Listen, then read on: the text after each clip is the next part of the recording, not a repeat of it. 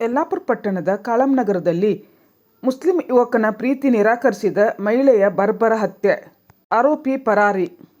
December 3ರಂದು ಮಧ್ಯಾಹ್ನ ಸುಮಾರು 2 ಗಂಟೆಗೆ ಪ್ರೀತಿಗೆ ಒಪ್ಪದ ಮಹಿಳೆಯನ್ನು ಆಕೆಯ ಮನೆಯ ಬಳಿಯೇ ಅಡ್ಡಗಟ್ಟಿ ಕುತ್ತಿಗೆ ಕೊಯ್ದು ಕೊಲೆ ಮಾಡಿರುವ ಘಟನೆ ನಡೆದಿದೆ.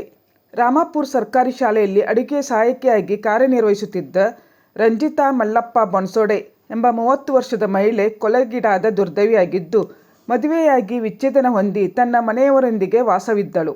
ಈಕೆಗೆ ರಫೀಕ್ ಇಮಾಮ್ ಸಾಬ್ ಎಳ್ಳೂರ್ ಎಂಬ 30 ವರ್ಷದ ಯುವಕ ಬಹು ವರ್ಷಗಳಿಂದ ಪರಿಚಿತನಾಗಿದ್ದು, ತನ್ನನ್ನು ಪ್ರೀತಿಸಿ ಮದುವೆಯಾಗುವಂತೆ ಸತಾಯಿಸುತ್ತಿದ್ದ. ಆಕೆ ಇದಕ್ಕೆ ನಿರಾಕರಿಸಿ ಮಾತನಾಡುವುದನ್ನು ಬಿಟ್ಟಿದ್ದಳು. ಇದರಿಂದ ಸಿಟ್ಟಿಗೆದ್ದ ಆರೋಪಿ ರಫೀಕ್, ರಂಜಿತಾ ಕೆಲಸ ಮುಗಿಸಿ ಶಾಲೆಯಿಂದ ಬರುತ್ತಿರುವ ಸಂದರ್ಭದಲ್ಲಿ ಆಕೆಯನ್ನು ಕಾಳಮ್ಮನಗರದ ಬಳಿ ಅಡ್ಡಗಟ್ಟಿ ಇಬ್ಬರ ನಡುವೆ ವಾದ ವಿವಾದ ನಡೆದು ಹರಿತವಾದ ಆಯುಧದಿಂದ ಮಹಿಳೆಯ ಕತ್ತು ಸೀಳಿ ಅರಣ್ಯದೊಳಗೆ ಓಡಿ ಪರಾರಿಯಾಗಿದ್ದಾನೆ.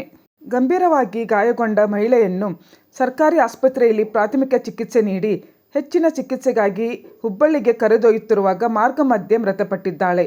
ಈ ಕುರಿತು ಪೊಲೀಸ್ ಠಾಣೆಯಲ್ಲಿ ಪ್ರಕರಣ ದಾಖಲಾಗಿದೆ. ಪೊಲೀಸರು ಆರೋಪಿಗಾಗಿ ಶೋಧ ಕಾರ್ಯ ನಡೆಸಿದ್ದಾರೆ.